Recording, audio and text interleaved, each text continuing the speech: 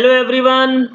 आज मैं आप लोगों के लिए फिर से 69,000 सहायक अध्यापकों की भर्ती हेतु जो प्रक्रिया होने वाली है उससे संबंधित सारी जानकारी मैं आपसे आज शेयर करूंगा। और इससे पहले मैंने आप लोगों के लिए ऑनलाइन एप्लीकेशन कैसे करना है उससे रिलेटेड जो भी दिशा निर्देश इन्होंने जारी किए थे वो दिशा निर्देश भी मैंने आपसे शेयर किए थे। और उसकी डेट्स क्या थी, कब तक आप एप्लीकेशन कर सकते हैं, कब तक आप अपना ऑनलाइन एप्लीकेशन प्रिंट कर सकते हैं, काउंसलिंग की क्या प्रक्रिया होगी, मेरिट कैसे बनेगी, मेरिट कब जारी करेंगे, उन सभी बातों को मैंने आपसे पिछले वीडियो में मैं शेयर भी किया था। अगर आप लोग ये वीडियो पहली बार देख रहे हैं तो मैं चाहूँगा कि आपसे वो कंप्लीट वीडियो आप पहले बार ही देखें। डिस्क्रिप्शन बोर्ड से हमारी उस वीडियो का आपको लिंक मिल जाएगा, तो आप उस वीडियो को देखेंगे तो आपको समझ में आ जाएगा कि किस तरह से वो एप्लीकेशन आपको करना है। मैंने उसमें पूरी जानकारी आपसे शेयर की है।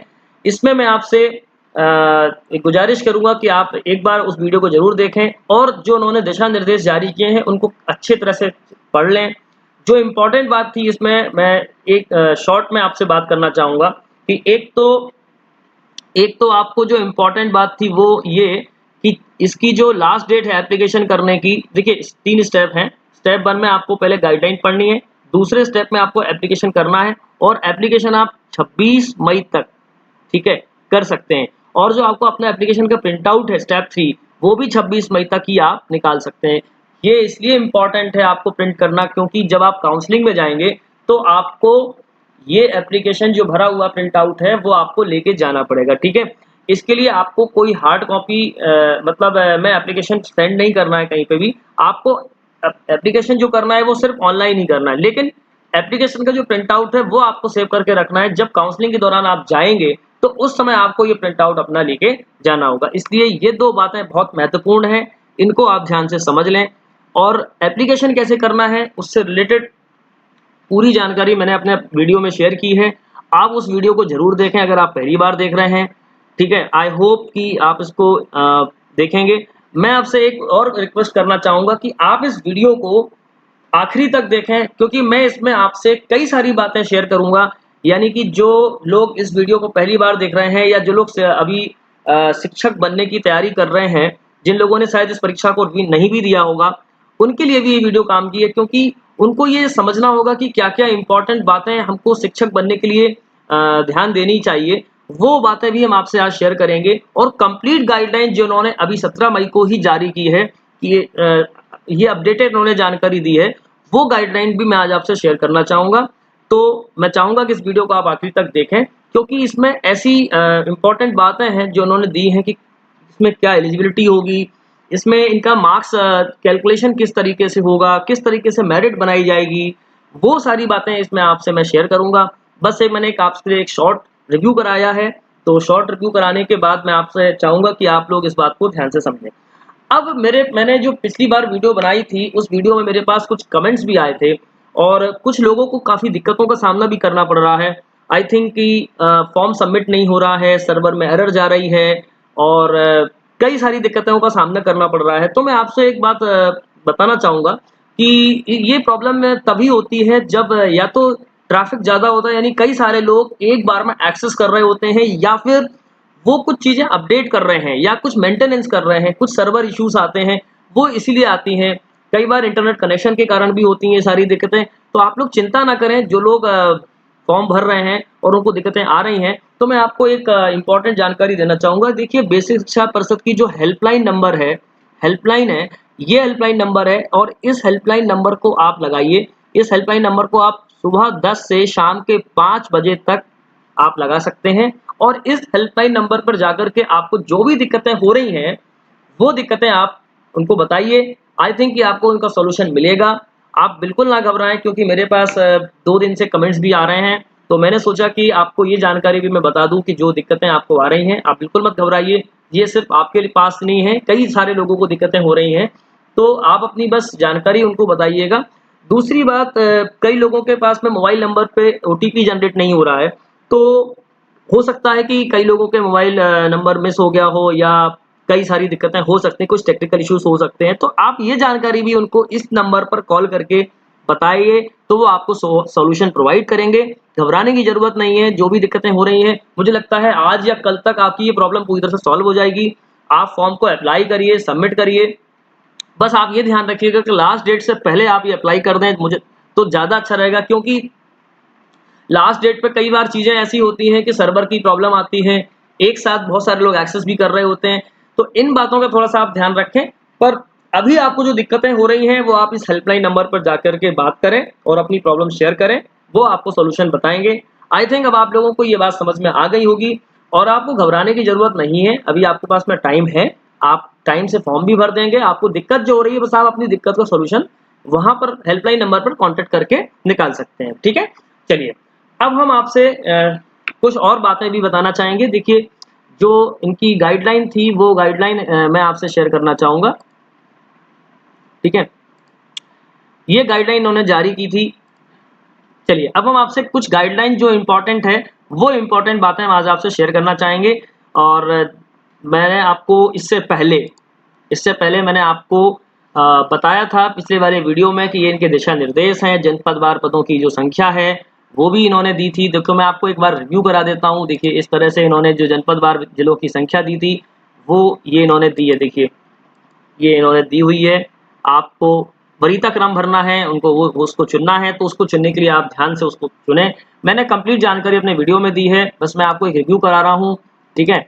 ये यहाँ से ऑनलाइन एप्लीकेशन आपको ये फॉर्म खुलेगा, 3 जानकारियाँ आपको भरनी है, इसके बाद कैप्चा डालना है और उसके बाद जनरेट ओटीपी करके ओटीपी को वैलिड करना है और इस तरह से आपको अपना फॉर्म भरना है। मेरा कंप्लीट वीडियो आप देखें, मैं चाहूँगा। अब मैं आपसे जो बात करने वाला हूँ, गाइडलाइन। तो गाइडलाइन का मतलब क्या है कि जो शिक्षक बनने के लिए आपको इम्पोर्टेंट बातें ध्यान में रखनी है, वो क्या रखनी है। तो इन्होंने ये संशोधित अभी 17 मई को ही जारी किया है। उसमें इन्होंने क्या-क्या चीज़ें बताई हैं, वो मैं आपसे डिस्कस करूँगा। तो शुरू करते हैं इनकी जो गाइडलाइन है, ठीक है? इसमें आपको बता दूँ 1,46,060 अभ्यर्थी पास हुए हैं, ठीक है? 69,000 भर्तियों में से इतने लोग पास हुए हैं और ये गाइडलाइन जो है वो उन्हीं के लिए जारी की गई है कि किस तरीके से इसकी पात्रता रहेगी, क्या इसमें रिजर्वेशन रहेगा, क्या इसमें इनका मापदंड रहेंगे इनके, वो मापदंड मैं आपसे डिस्कस करने वाला हूँ, ठीक है? चलिए, तो नंबर 1 पॉइंट है कि आवेदन हेतु पात्रता। तो नंबर फर्स्ट है शैक्षिक अर्हता एवं आयु। तो उत्तर प्रदेश बेसिक शिक्षा अध्यापक सेवा नियमावली जो 1981 है, यथा संशोधित में उल्लेखित संशोधित नियमों में प्रावधानों के अनुसार जो उनकी पहले की गाइडलाइन है, उसके हिसाब से ही रहेगी। राष्ट्रीयता आपके लिए जो निर्धारित की है, वो भी सब उन्हीं 1981 के हिसाब से ही है सारी चीज़ें। रिजर्वेशन भी राज्य सरकार के द्वारा जो पूर्व से निर्धारित है, उसी तरह से होगा। वैवाहिक स्थिति में देखिएगा, चयन या नियुक्ति के लिए ऐसा पुरुष अभ्यर्थी पात्र ना होगा जिसकी एक से अधिक जीवित पत्नियां हो, ठीक है? या ऐसी महिला अभ्यर्थी पात्र नहीं होगी जिसने ऐसे पुरुष से विवाह किया है हो जिसकी पहले से एक पत्नी जीवित हो। तो ये साथ ही सहायक अध्यापकों के पदों पर चयन हेतु ऐसी महिला अभ्यर्थी भी पात्र नहीं होगी जिसके एक से अधिक पति जीवित है। तो ये इन्होंने कुछ इंपॉर्टेंट बातें बताई हैं मैरिटल स्टेटस से रिलेटेड, ठीक है? अब जैसे अभ्यर्थी जो देखिए, संघ सरकार या किसी राज्य सरकार या किसी स्थानीय प्राधिकारी या संघ सरकार या किसी राज्य सरकार के नियंत्रण अधीन किसी अन्य संस्था से निष्कासित किए गए हों, वे नियुक्ति के लिए पात्र नहीं होंगे। इसी प्रकार की नैतिक अधमता अथवा किसी इसी प्रकार नैतिक अधमता अथवा किसी अन्य अपराध के लिए दोषित व्यक्ति भी नियुक्ति के लिए पात्र नहीं होंगे, ठीक है? तो ये इन्होंने कैरेक्टर के रिलेटेड बात की है। अब रिक्तियों का जो निर्धारण है वो कैसे होगा? तो देखिए, ग्रामीण क्षेत्र के परिषदीय प्राथमिक विद्यालयों में सहायक अध्यापक के 69,000 रिक्त पदों पर भर्ती की जाएगी। परिषदीय प्राथमिक विद्यालयों में सहायक अध्यापकों की भर्ती हेतु आयोजित सहायक भर्ती अध्यापक भर्ती परीक्षा 2019 में 1,46,060 उत्तीर्ण अभ्यर्थियों की संख्या को दृष्टिगत रखते हुए पर्याप्त संख्या में अध्यापकों की उपलब्धता सुनिश्चित कराने की दृष्टि से उत्तर प्रदेश बेसिक शिक्षा अध्यापक सेवा नियमावली 1981 अद्यतन संशोधित के नियम 14 के अंतर्गत व्यक्तियों की संख्या निर्धारित की गई है। जो भी नियुक्तियां निर्धारित की गई हैं, वो 69,000 की गई हैं। अब आवेदन की प्रक्रिया में क्या बात है कि किसी भी अभ्यर्थी को हार्ड कॉपी में आवेदन नहीं करना है, मैं पहले भी आपको बता चुका हूँ। और किस तरह से आपको ऑनलाइन ई एप्लीकेशन करना है, वो मैंने आपको अपनी वीडियो में बताया है, आप उसको देखिएगा, किस तरह से स्टेप बाय स्टेप आपको चलना है, ठीक है? सेकंड बात ये है कि 69,000 सहायक अध्यापकों के हेतु भर्ती परीक्षा में उत्तीर्ण अभ्यर्थियों को परिषदीय विद्यालयों में नियुक्त किए जाने के संबंध में उत्तर प्रदेश बेसिक शिक्षा परिषद कार्यालय प्रयागराज अधिकार अधिनियम 2009 के अधिनियम नियमावली के संगत प्रावधानों के अनुसार की जाएगी। चयन या नियुक्ति हेतु वरिष्ठता क्रम का निर्धारण अध्यापक सेवा नियमावली के परिशिष्ट काम में विद्यमान प्रक्रिया अनुसार तैयार किया जाएगा। अभ्यर्थी के चयन के लिए गुणवत्ता अंक एवं भारांक का निर्धारण किस तरीके से होगा, यानी कि मेरिट का क्या आधार होगा, ठीक है, किस हिसाब से आपकी मेरिट बनाई जाएगी, ठीक है। तो ये दो तरीके से होगा, एक तो एक नॉर्मल कैंडिडेट होगा, दूसरा शिक्षा मित्र होंगे, ठीक है। तो शिक्षा मित्र के लिए अलग से बनेगी और जनरल कैंडिडेट के लिए अलग से बनेगी। तो मैं पहले आपको यहाँ पे जनरल कैंडिडेट का बता रहा हूँ कि जनरल कैंडिडेट के लिए किस तरीके से बनेगी, राइट। जैसे मान लीजिएगा हाई स्कूल यानी कि 10th में आपने 60% अंक हासिल किए हैं, यानी 60% अगर आपके आते हैं तो 60% का कितना चाहिए आपको, 10%। 10% मतलब आपको चाहिए 6 मार्क्स। ये मैं यहाँ पे लिख देता हूँ 6 मार्क्स, ठीक है। इसी तरह से देखिए शिक्षा मित्र, यहाँ पर मैं देखिए यहाँ पर शिक्षा मित्रों का भी लिखता जाऊंगा, ठीक है। उन्होंने भी सेम एज, अगर आप 60% अंक हासिल किए तो उनके भी 6 मार्क्स यहाँ पे लिख रहा हूँ, ठीक है। इंटरमीडिएट में भी 12th में यानी 60% है तो उसका भी 10% आप जोड़ लीजिएगा, जो कि होंगे 6 मार्क्स, ठीक है। तो ये भी यहाँ पर भी मैं 6 मार्क्स जोड़ूंगा और यहाँ पर भी मैं 6 मार्क्स जोड़ूंगा, ठीक है। फिर ग्रेजुएशन में यानी कि अगर आपने जो भी किया होगा, स्नातक उपाधि में भी अगर आपके 60% आए हैं और उसका भी 10% आप जोड़ लीजिएगा, तो यहाँ पर 6 मार्क्स यहाँ पर होगा। तो देखिए ये 6 मार्क्स भी इनके हो गए। इसके बाद में प्रशिक्षण के लिए देखिए इनका भी स्नातक में 6 मार्क्स जोड़ देता हूँ। प्रशिक्षण में नंबर 1 हो गया, नंबर 2 हो गया, नंबर 3 हो गया, नंबर 4 प्रशिक्षण में जो अभी आपने बीएड किया होगा या डीएड किया होगा, ठीक है, उसमें आपने 60% अगर लिए हैं तो उसका भी 10% यानी कि 6 मार्क्स, तो इनको भी 6 मार्क्स मिलेंगे और इनको भी 6 मार्क्स मिलेंगे, ठीक है।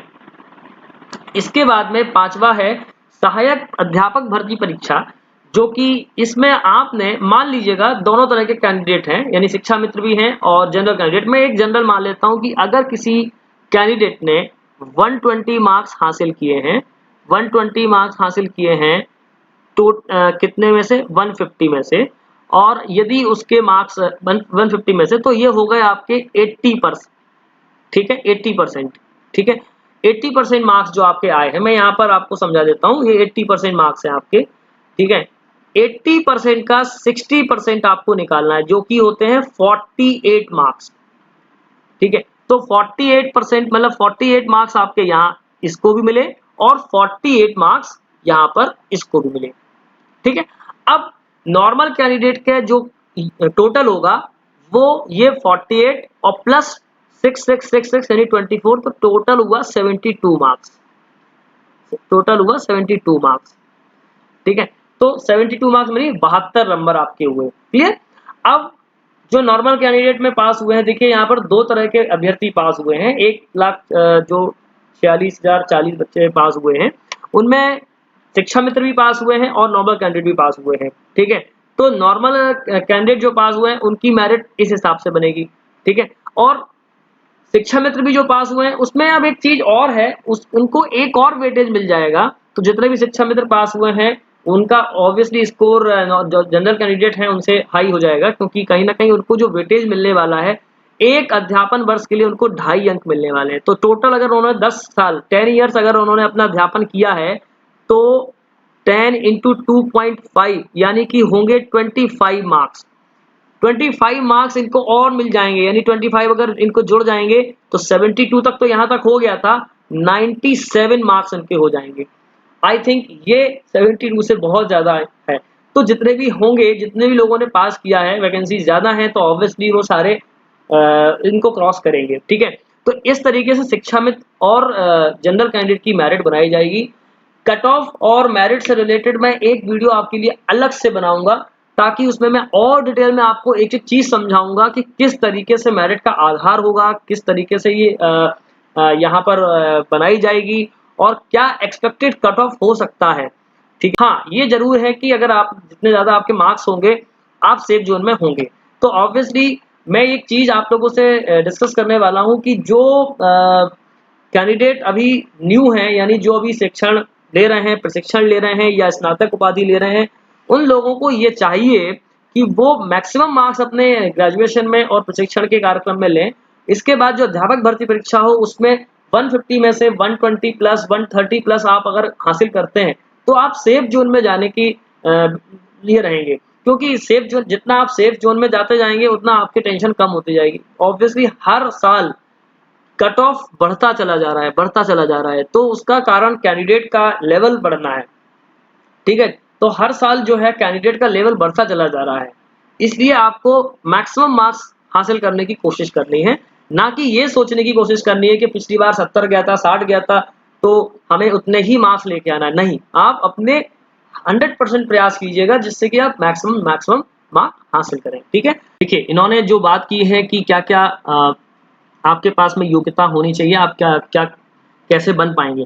तो राष्ट्रीय अध्यापक शिक्षा परिषद यानी एनसीटीई द्वारा मान्यता प्राप्त शिक्षा में डिप्लोमा या डिग्री कोर्स पर विचार होगा, तथापि शिक्षा में डिप्लोमा यानी विशेष शिक्षा की स्थिति में केवल भारतीय पुनर्वास परिषद या द्वारा मान्यता प्राप्त कोर्स पर ही विचार होगा। सेकंड बात, बीएड एवं डीएड यानी विशेष शिक्षा की योग्यता रखने वाले व्यक्ति को प्राथमिक शिक्षक के रूप में नियुक्त होने के 2 वर्ष के भीतर एनसीटीई द्वारा मान्यता प्राप्त प्राथमिक शिक्षा में 6 महीने का एक सेतु पाठ्यक्रम यानी ब्रिज कोर्स आवश्यक रूप से पूरा करना होगा। यानी जो बीएड और डीएड स्पेशल एजुकेशन से कर रहे हैं या जो कर चुके हैं, उनको प्राथमिक शिक्षा जब आप मान्यता प्राप्त प्राथमिक शिक्षा में आपको 6 महीने का एक ब्रिज कोर्स भी करना होगा, ठीक है, 2 वर्ष के अंतर्गत। अब एक नोट है कि यदि जो आपके मार्क्स कैलकुलेशन अभी हम बात कर रहे थे कि मान लीजिएगा अगर 2 कैंडिडेट हैं जिनके मार्क्स सेम है, मान लीजिएगा कि अगर आपके भी 96 मार्क्स आए हैं, एक कैंडिडेट जिसके 96 मार्क्स आए हैं, दूसरा कैंडिडेट जिसके भी 96 मार्क्स आए हैं, तो अब उसमें कैसे मेरिट बनेगी। तो देखिए, उन्होंने जो बात की है, ऐसे अभ्यर्थी का नाम जो आयु में ज्येष्ठ हो यानी बड़ा हो, सूची में हायर मेरिट पर रखा जाएगा, हायर प्रायोरिटी पर होगा। ठीक है, मान लीजिएगा इसकी एज 34 है और इसकी एज 26 है, तो इस वाले को प्रायोरिटी दी जाएगी, ठीक है।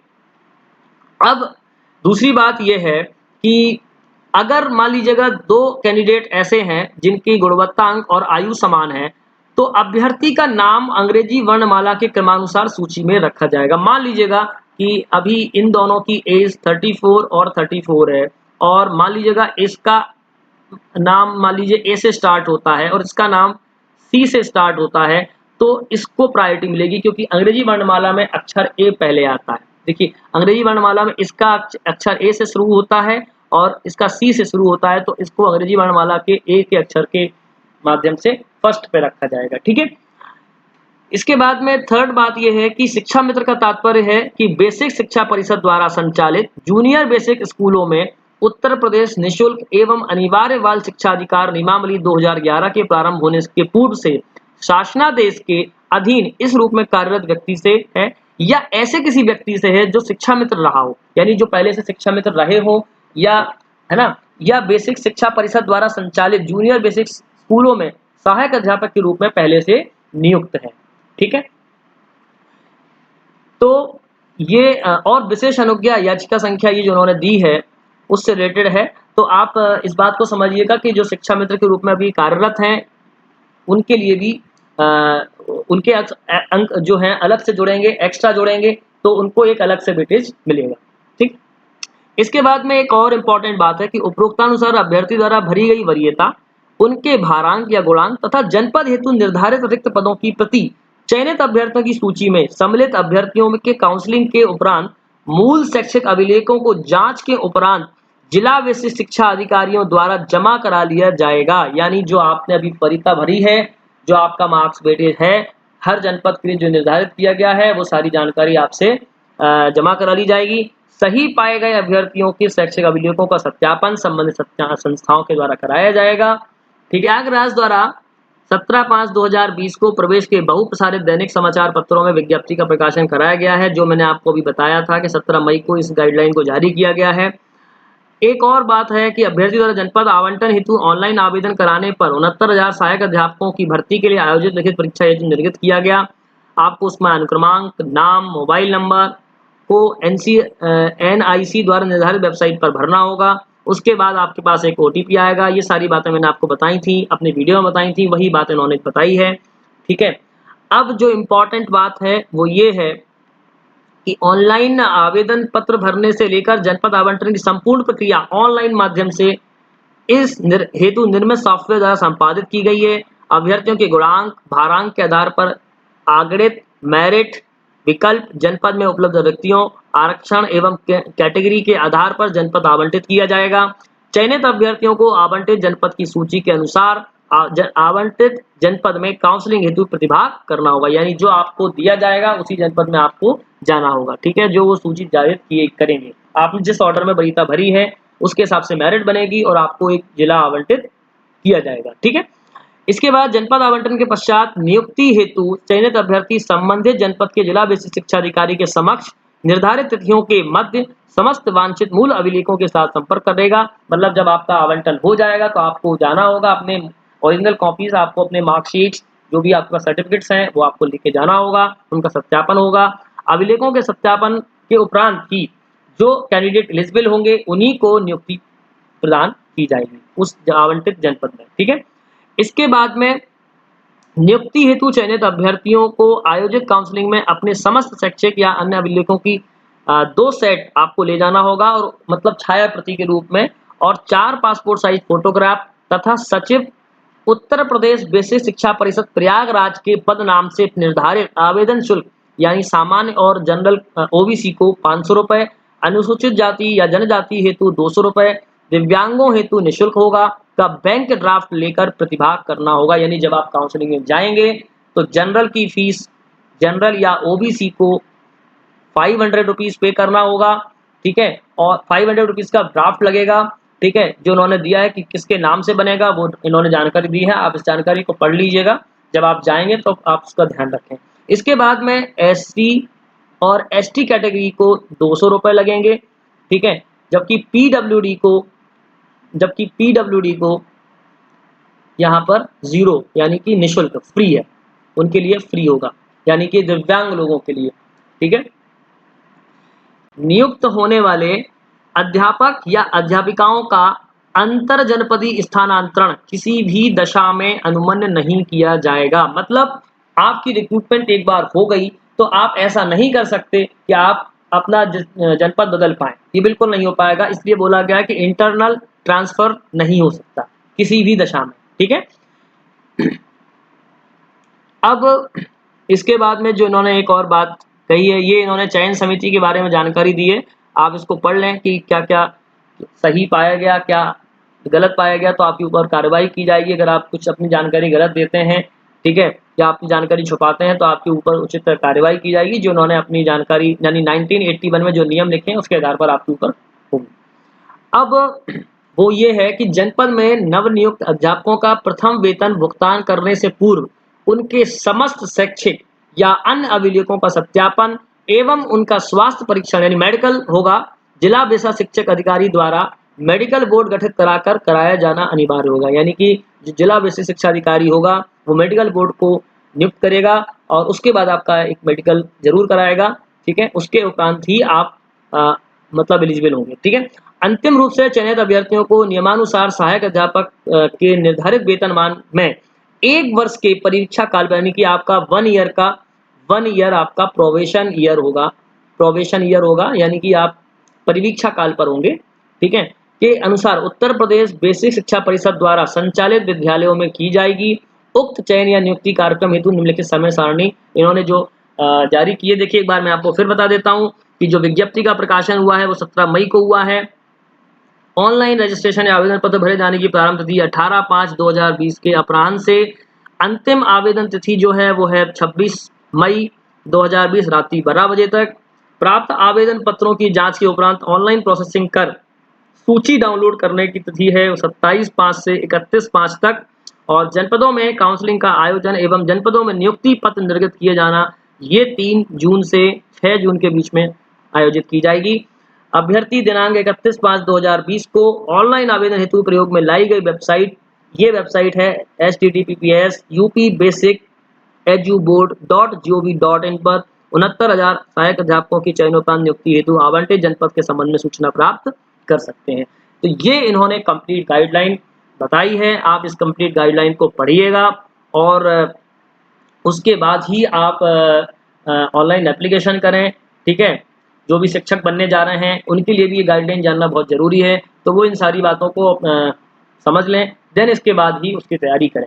आई होप कि आपको ये वीडियो अच्छा लगा होगा और मैं चाहूँगा कि आप इसको प्लीज़ शेयर भी करें, लाइक भी करें और सब्सक्राइब करें चैनल को, ताकि आपको और भी इससे रिलेटेड जानकारी मिलती रहेंगी।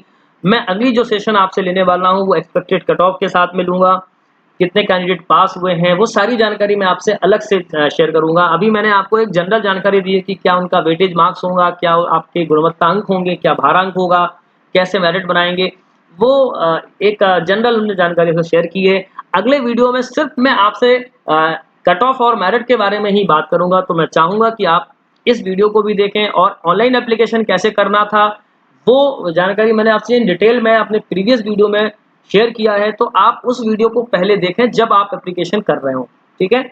आई होप कि आप ने एन्जॉय किया होगा इस वीडियो को। थैंक यू मेरे साथ बने रहने के लिए।